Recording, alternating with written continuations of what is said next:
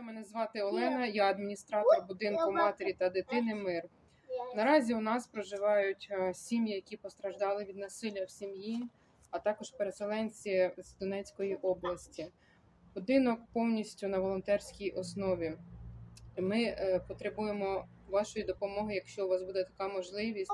Наразі у нас гостра проблема в побутовій хімії та засобах гігієни, а також наші дітки дуже полюбляють фрукти.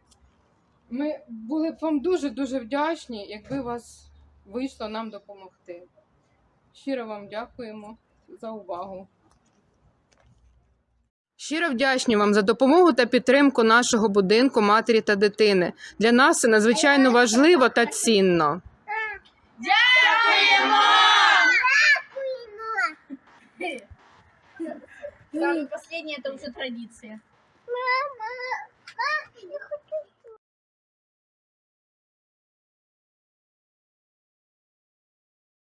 Kind House, we care.